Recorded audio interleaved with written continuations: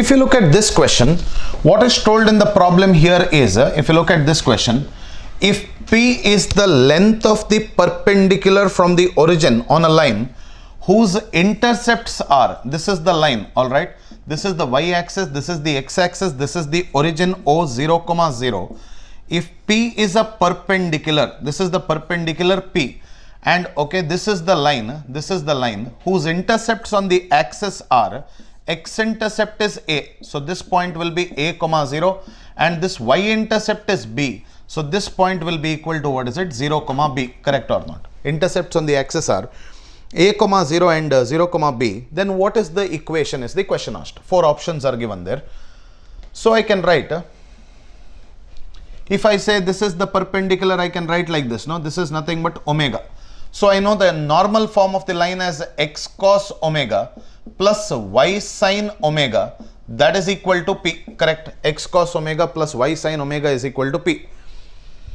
Now we know that intercept on the axis are what and what is given in the problem, A and B, right? So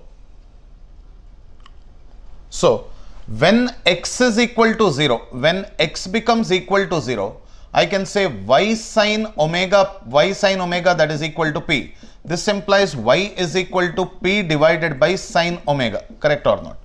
Y value is equal to P divided by sin omega.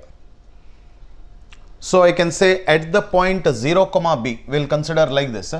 At the point 0, B will consider. At the point 0, B, I can say 0 into cos omega plus B into sin omega, correct or not? So B is equal to P divided by sin omega, or I can say sin omega is equal to B divided by P. This is okay, like this. Similarly, at the point A, 0, I can say here A cos omega plus 0 into sin omega, that is equal to P. So I can say A cos omega is equal to P.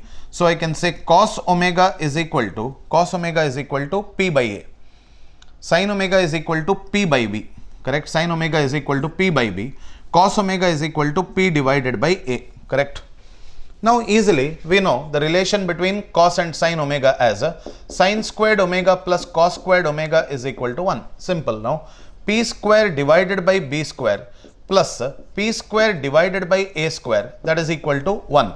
So if you divide by P square, on both sides, I'll get 1 by B square plus 1 divided by A square, that is equal to 1 by P square. So that is, I can say like this, 1 by P square, that is equal to 1 by A square plus 1 by B square. This will be the answer to the question.